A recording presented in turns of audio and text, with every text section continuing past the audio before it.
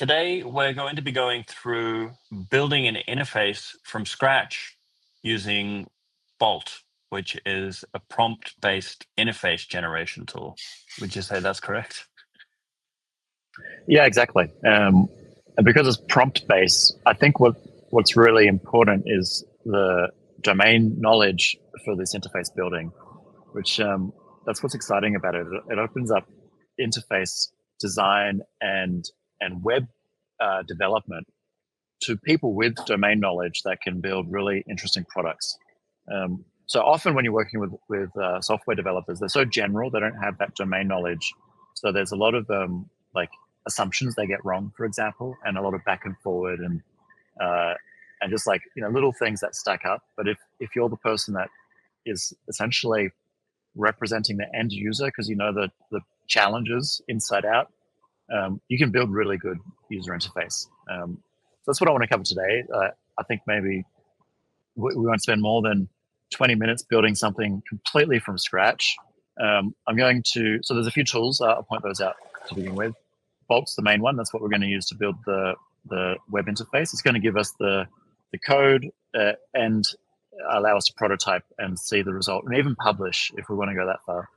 Then I'm going to use ChatGPT just for making the Bolt prompts as best they can be. So I'm probably going to start here, then copy and paste things into Bolt.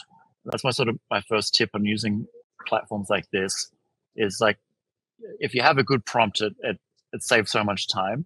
So the best way to get a good prompt is to use AI to help you with your prompts. So it's a little bit meta using AI to program AI and being a middle person, just copying and pasting it over.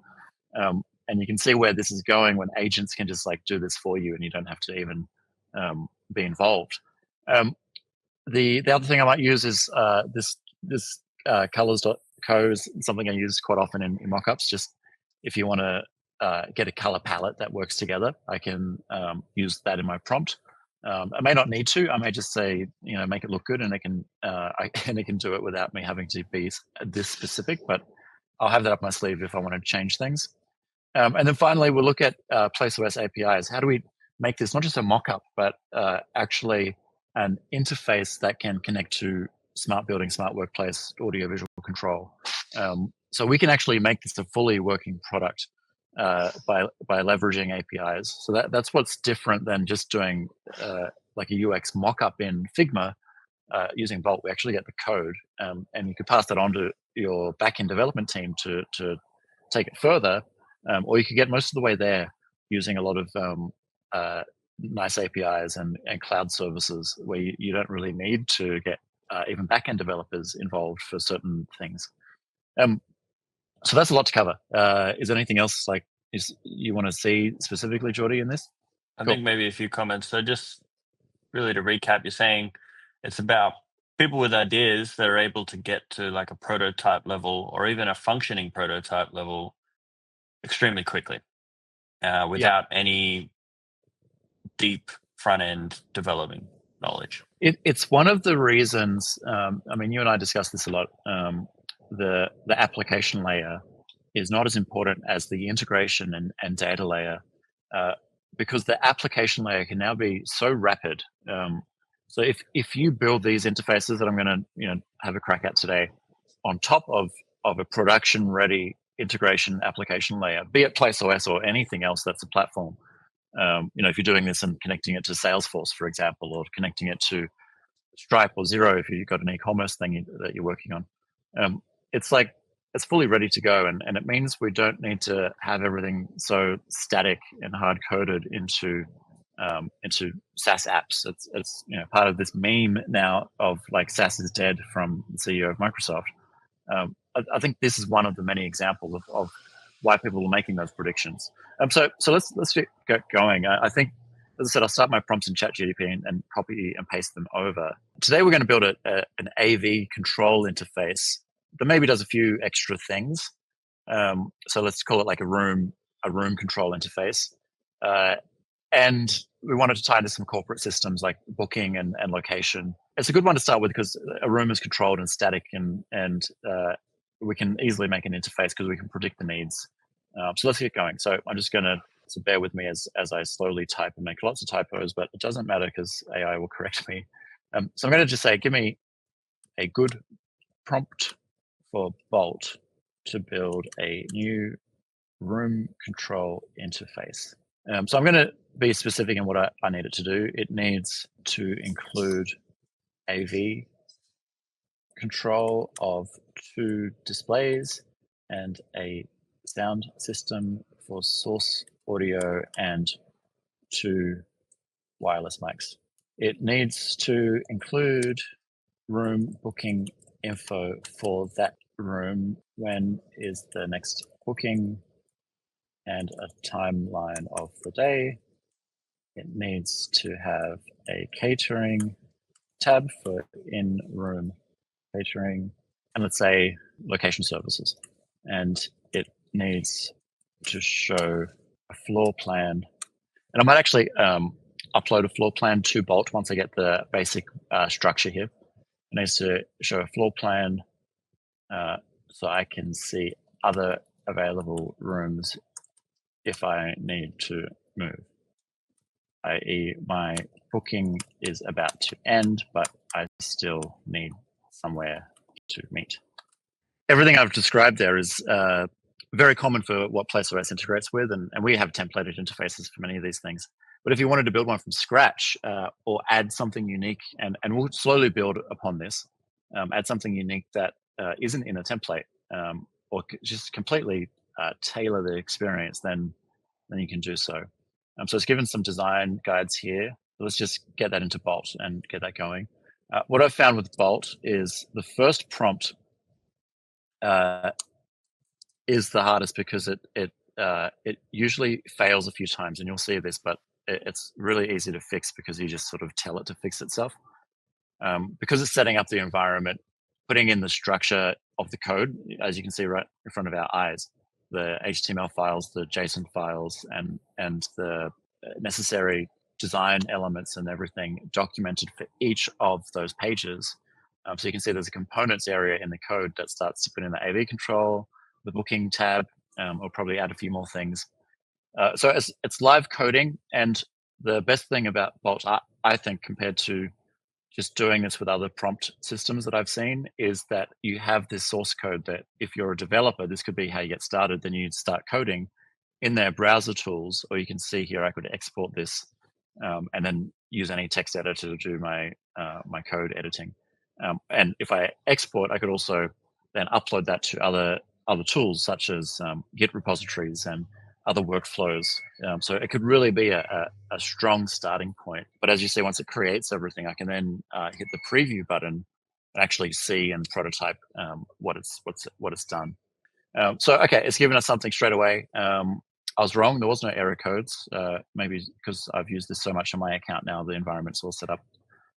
You can see the navigation is a tab-based navigation.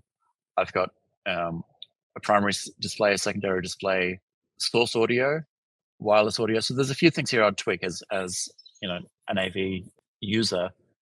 You would want to have your source audio and your microphones separate. The way they have this, it looks like the main, the source audio is linked to the display. That makes sense, but the wireless is linked to the second display. That doesn't make sense at all.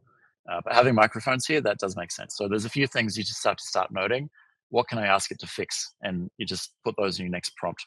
Then we have room booking, the current meeting that's on now, the next meeting, the day's schedule. That's pretty good because that's what you want to know really quickly from the room. So if this is running on a tablet in the room, I can quickly see, you know, can I extend my meeting?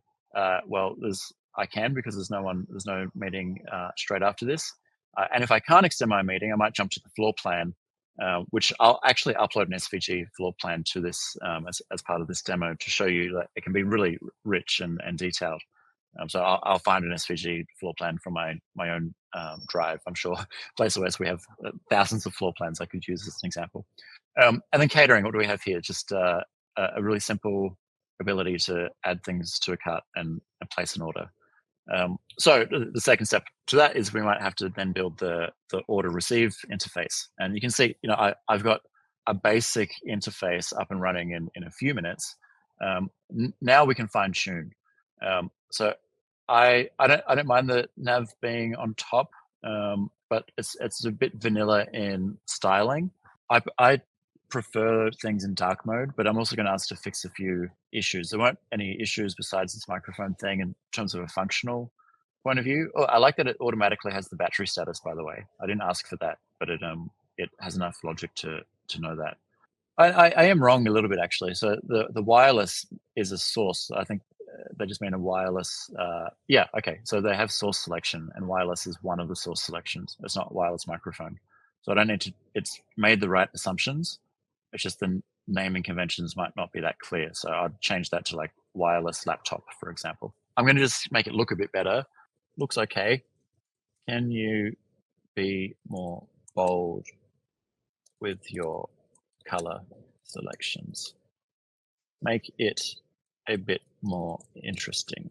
Let's just see what happens if we are extremely general before we start fine tuning and using some of these other tools like the color palette website I mentioned before. If we want to tell it specifically what colors to make things, obviously if you know a little bit of front end code, I could go and just change the hex codes of the colors that are already in this interface.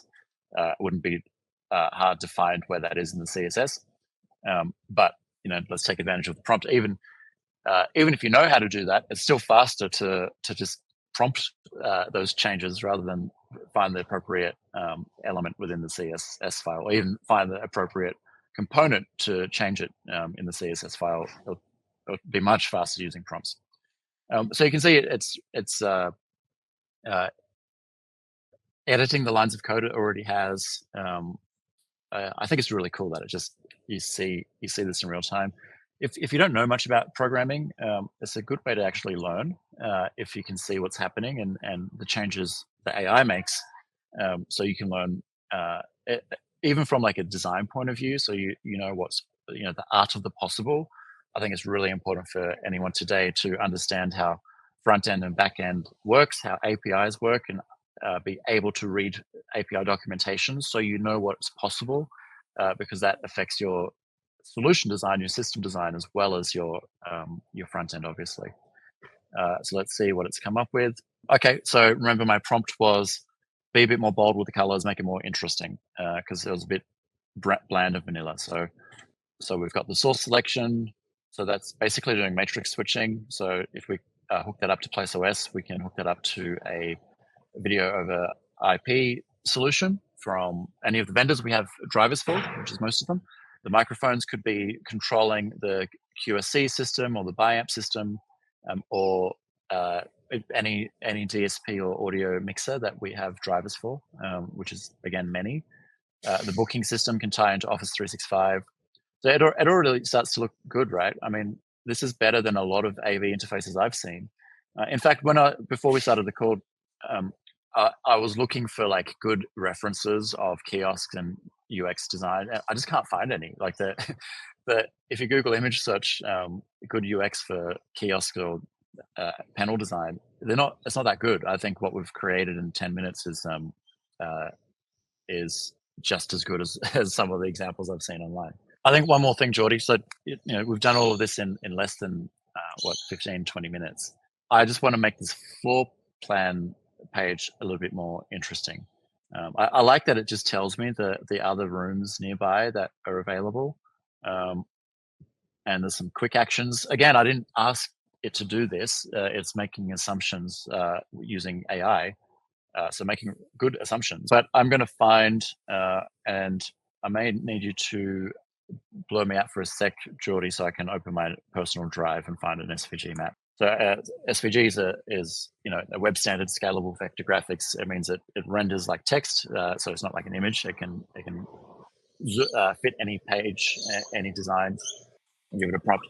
Can you add this SVG floor plan to the floor plan tab?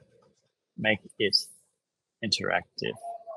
So available rooms are highlighted green and are bookable via touching the available room. I've exceeded my support. I've exceeded my size for my current tier. So I guess I guess I'll leave that part out. I guess where this leads naturally for me would be, okay, we've got the front end, we've been able to get it to like a somewhat functioning prototype. We're able to present what we need, meet all the feature requirements. Next would be connecting it to something to make it truly functional. So Yeah, PlaceOS yeah, APIs, good point. for So example. the best way to get it hooked up to APIs again is to use ChatGPT.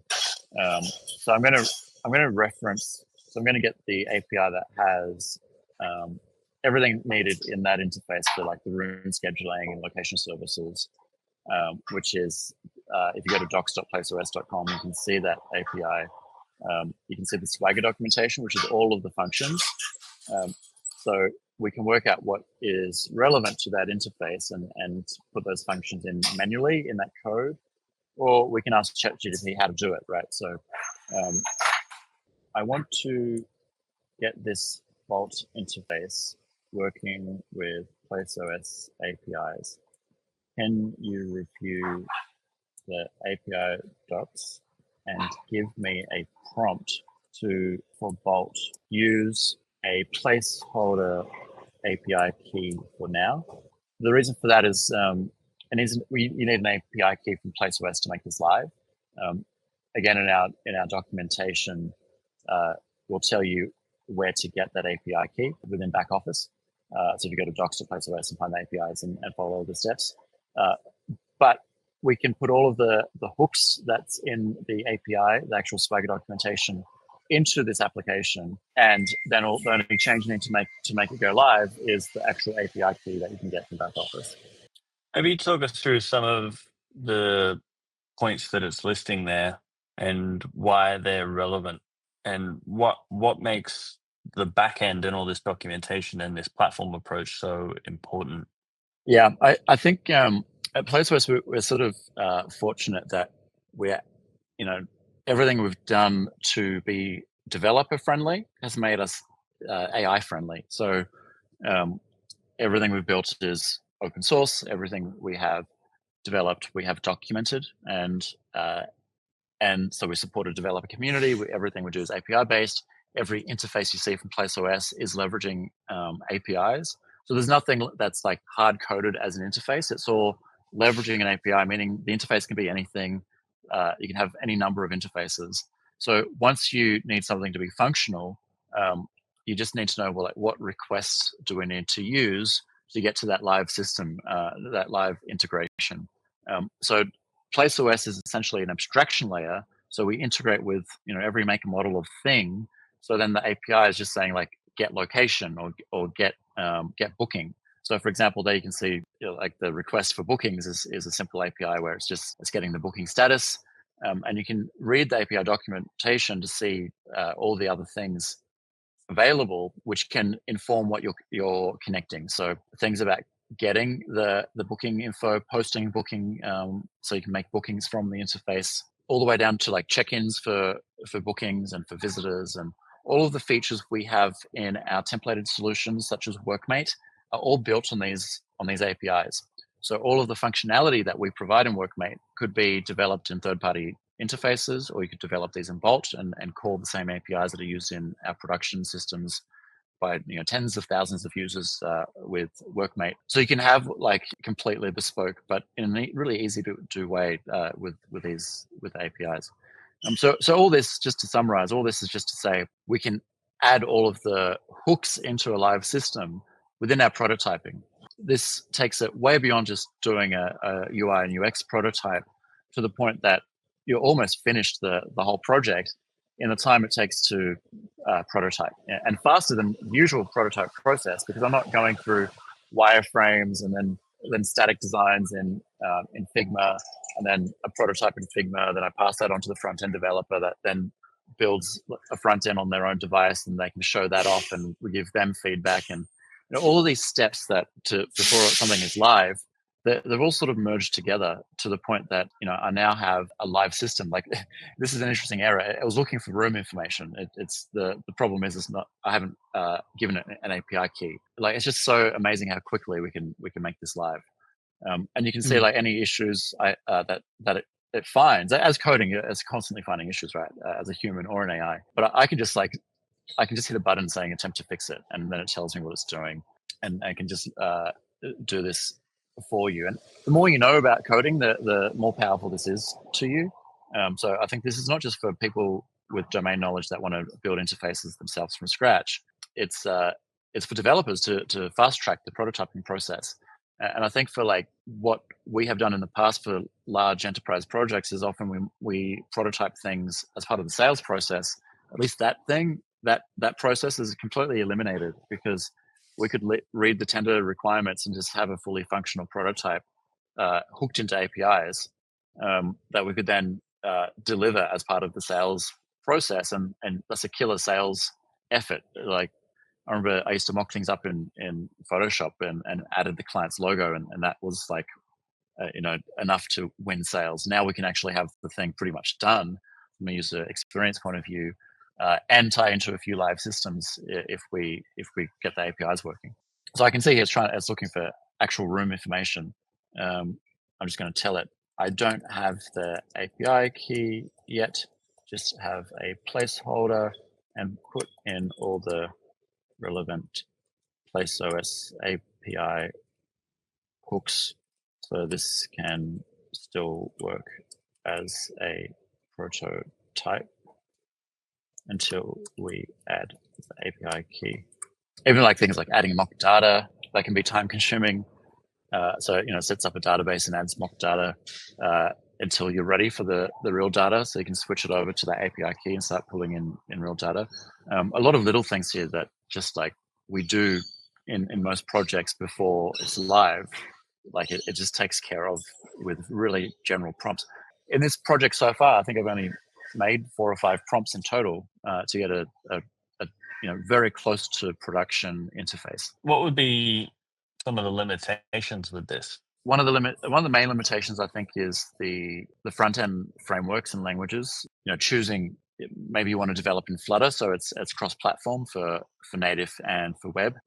I think this is defaulting here to Angular. So that's the limitation, is that it's still using the framework that Bolt has decided on. And then the other thing is just like hitting the wall with the business model, right? So I tried to upload an SVG, which I've done previously, but I use this so much, I've obviously hit my monthly allowance with file size and things like that for this mockup. But in terms of like prototyping, I think there's like, what I'm showing today, sort of just scratching the surface. This is the worst. People say this in AI all the time, right? This is the worst it's ever going to be. So it's good enough now for simple interfaces like this that are pretty static, like a room control interface. You can make this production using Bolt, nothing but Bolt, and hooking that up to PlaceOS. You could have your own custom designed room control interface that includes booking, catering, and interactive floor plan. To do that in 20 minutes is sort of mind blowing, right? But it can do more than that. But I think it's going to get to the point where it really replaces the need for UX prototyping. Eventually, maybe years down the path, replaces the need for junior, mid-level front-end developers. You still need the senior developers, but I think that junior level, may be replaced by these types of tools. So yeah, it's hard to answer like what the limitations are, because I've sat down with this and built things over a number of sessions for 8 hours, and the output of that is more than I thought I could get from a prompt-based interface builder. So and with that source code that you download and upload to your own repositories, and then your developers can collaborate with you. So you get to a point as the domain knowledge expert, there's just like some really core engineering things that need working out, which is so black and white that the programmers don't need that domain knowledge. I think that's a really important thing, because that's where like there's a lot of back and forward in any category, in any industry.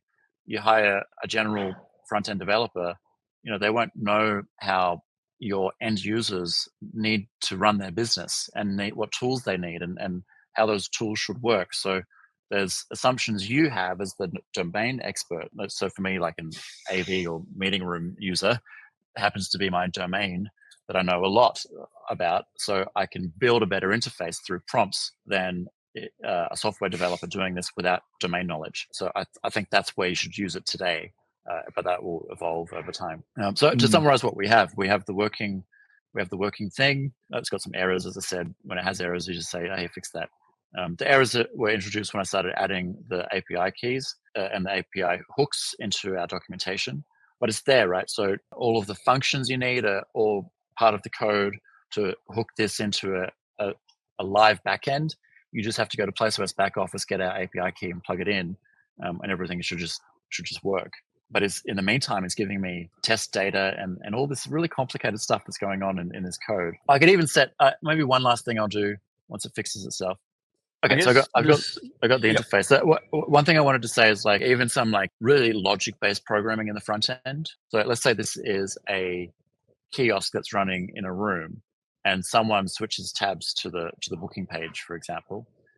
We want it to have a default tab that it goes back to, which is quite common. So I can simply say, make the AV control tab the default, and if anyone goes to another tab, switch back after 20 seconds. So to write that as a prompt rather than coding it is obviously much faster for anyone, even if you know how to do that in the code. Little things like that, you can have really rich interfaces because you can start to think about user experience beyond the design, but the function. And obviously, as PlaceOS, we the reason we decouple front end and back end is because the back end can do all the automation. You don't need these interfaces for many cases, but I think these like kiosk style interfaces still have a time and a place. But a lot of what the room is meant to do can be automated. So you don't have to go in and say, hey, I need HDMI on the main display and wireless presenter on the secondary display. We could have the room scheduling data trigger that automatically. But if you want to change microphone levels, it's still useful having a touch panel in front of you. But obviously, this is a web interface, and you could have this on any device. Using Bolt, I could say, well, let's start making this mobile friendly. Probably take another 10 minutes, but it's worthwhile doing, because then you could have a QR code in every room that loads this interface and doesn't have to be a physical iPad or touch panel in the room. So let's just test that last thing I did. So if I switch to the room booking panel, and I want to see that, and then I walk out of the room, it should by default switch back to the AV control tab after 20 seconds, which is always a long time when you're doing a demo, but it should just work. Hopefully it didn't error when it's confirmed on the prompts. The prompts coming back are quite good, right? So that changed. I moved my mouse, I didn't click though. So that changed automatically, and it tells you what it's done, right? So you can use that as like also a cue to understand the code that's behind the scenes here. So if, let's say I'm happy with this and we want to make this completely available online, we could actually host this. We could connect this to Subbase, which is their platform, and have this hosted, or we just export this as the source code and then set this up on our own servers, our own environment, our own cloud service. So look, it's ready to go, right? So not bad in the short time we had. I think one thing this really highlights, and it's something you and Steve say a lot and talk about a lot, is AI as an interface. Yeah, I feel like this is an incredible example of that. Yeah, and there's so many, as a combination of things. So firstly, logic and automation still have a lot of value in user experience, like to replace the need for interface. It just means that the interface is more relevant when you actually need it. So if we have logic conditions that predict what's going on, for example, location triggering actions or room scheduling data triggering actions, that's a lot of context. So we could set the room up based on the metadata in Office 365 for the calendar event, which could be end-to-end calls and the attendees, so we know what type of room it should be, the comfort levels, all that stuff can be automated. Then when you want to do something to control the space, that can be either a prompt to the connections themselves. So you can bypass having an interface like this and just talk to the room with voice, or through PlaceOS has a ChatGPT plugin, or you build your interfaces rapidly. I could, let's say you had a VIP event coming into your space. You host an event space. I could build an interface specifically for that event. In the time it takes to have a meeting, right? Like we've been talking for about 40 minutes and we have pretty much there for an interface. What if we wanted to talk to the people running that event and say, hey, what do you need exactly in your event space? Let's make some dynamic content for digital signage as quickly as possible. We can pull in data sources. Let's have some like custom automation that goes on. Like we can do all of that with Bolt as a service and have something that is completely tailored to the level that you could do it so rapidly. You could make changes every day if you needed to.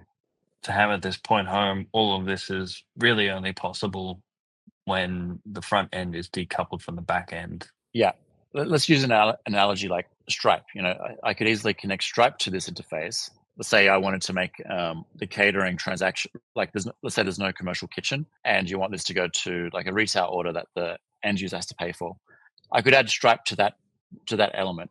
And I'm not going to build my own payment gateway into the front end. I'm going to leverage a platform that does payments, such as Stripe, and use their front end API to put into my application. That's exactly what PlaceOS does. So rather than hard coding your booking tab to Office 365, we connect it to our bookings functions of our API. So then it's hot swappable in the background at our modules for that particular integration. So we can support Google, we can support Syllabus Plus if it's a university, we can support Office 365, IBM, anything that has an API to give us scheduling data. And then other things like then if you want that scheduling data to be confirmed through location service, again, we have a get location function in our API. We don't hard program the interface to a particular sensor. It's the front end is completely decoupled because it's just using these API functions, get booking, So get location. So the location can come from Wi-Fi, it can come from building access control, it can come from various makes and models of Wi-Fi and so many different options. And we can continuously add to that. So the user experience, the front end doesn't change, but the back end can have a different location source in different locations across your building, or just because you have different technologies across your portfolio, or whatever the reason.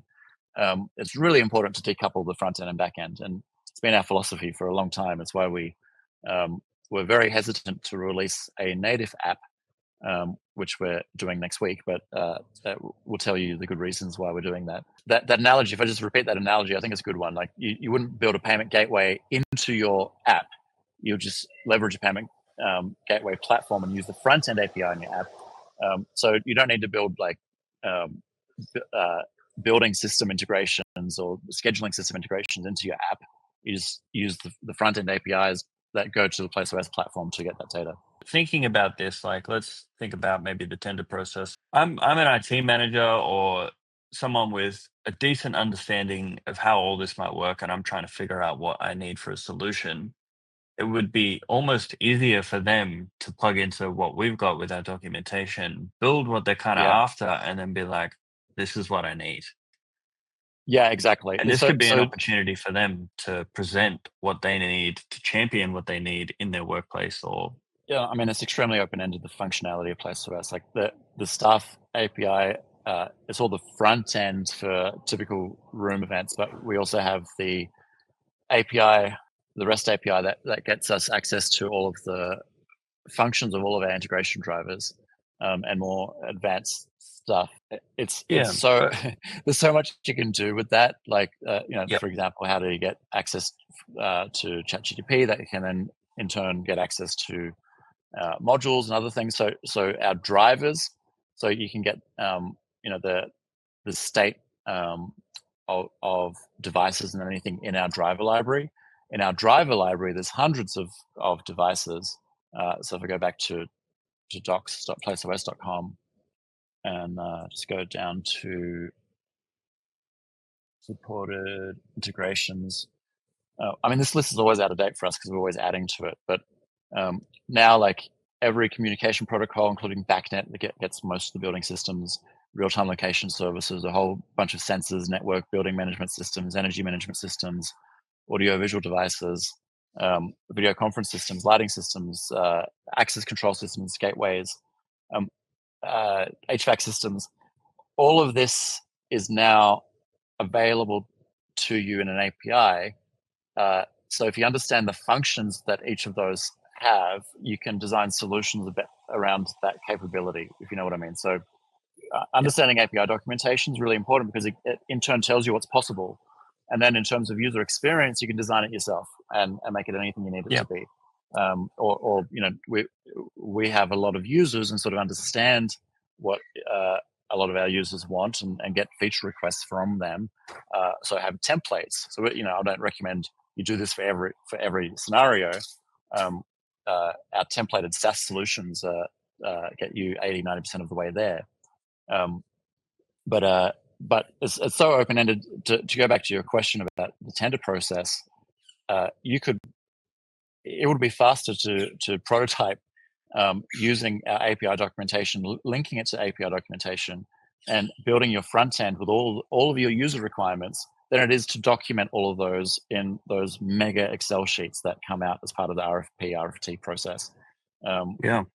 Or you could upload that mega sheet to ChatGPT, say, give me some bulk prompts to achieve all of these, and spend a few hours with Bolt, and you can have a really great prototype. And then I you just mean, have to go out to market with platforms that can connect to it. So yes. I want an open-ended platform for smart building that can connect to interfaces via API and connect to any other device in the building via API. And again, Yeah. that Stripe analogy, like no one's going out to market saying, build me a payment platform in a typical project, but they want applications that tie into payment. So you just plug that into the front end with front end APIs. You don't reinvent a payment gateway platform. Yeah. There's lots of analogies from other things. I often tell people we're the WordPress of the building, or we're the Zapier of the building. Like, it's just pretty common. It's just not common in these niches of audio visual and smart building and meeting Mm. room technology. I mean, this like my knowledge of things is not as deep as what yours would be. You could even imagine a scenario where like lecturers or HR or someone that is going to be championing or using the end product, sitting down with their IT people that do have domain knowledge and being like, hey, like, can we work through this? And Yeah, being able to do that in a session that about as long as it took us to do it right now. yeah. Oh, imagine if we had one more hour and some customers to people to represent the customers to tell us what they want. Um, Yep. or a few more references that you can upload to ChatGPT and say, this image I'm uploading, give me some bulk prompts to make my application look like that. And it can be from other Yeah. domains. You could have a nice e-commerce website you like the color palette of or something, and then you can say, hey, what's the prompt to make my room control interface the same color palette as this e-commerce website?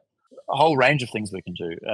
Other features, add a tab for customer feedback and add a tab for integrating with ServiceNow. Then plug your ServiceNow API directly into this. You don't have to get programmers to do that if there's nice APIs that allow you to do that. I guess this is really just increasing accessibility for more people to be able to contribute easily to the solutions that they'll be using.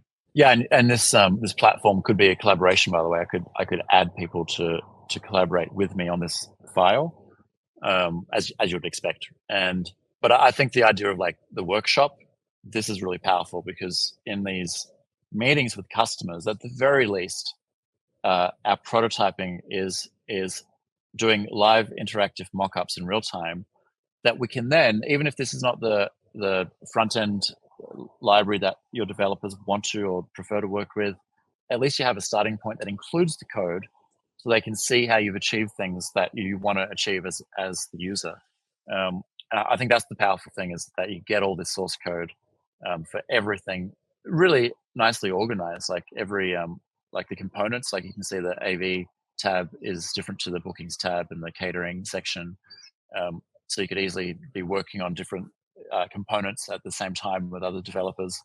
And with your tools, you just download this and upload it to GitHub or Bitbucket or whatever you want to collaborate with in terms of your workflows. Yeah, it's just like these workshops that used to go all day, and you end up with just wireframes. What's the point of that? In an hour we could have a prototype. And we did. I think that's a great place to wrap up. Maybe we'll do more of these in the future if there's more demand from people online. They want to Yeah, see I mean, us develop we different solutions. we could show like in more detail how to hook it up. Like it's hard to hook up Yeah. APIs when you not with actually have a live system running, but we could get a live system, hook up the APIs, and go end to end on this, which would be the next step. Or we could do a completely different interface for a different stakeholder group, like facility management, managing security and locks and access and other things. Which is another. Yeah. We're trying to wrap up here, but I think another great way to use this tool is that PlaceOS as a platform can support multiple stakeholder groups, and you could consume PlaceOS with your workplace at your workplace with our SaaS product Workmate, completely templated off the shelf turnkey. But you could also add customization running from the same platform and accessing the same integrations, and have custom interfaces for those other stakeholder groups. So you get sort of this best of both worlds, like turnkey for the employees and the people facilitating rooms and desks and things like that, the concierge user. But your facility management team might want like a completely custom view on the same integrations that are powering the Workmate SaaS solution. And that's what we could do here. We could just build these new interfaces for these additional stakeholders, and then plug it into the same PlaceOS instance that's powering your employee experience through PlaceOS Workmate. Every edge case becomes possible to address.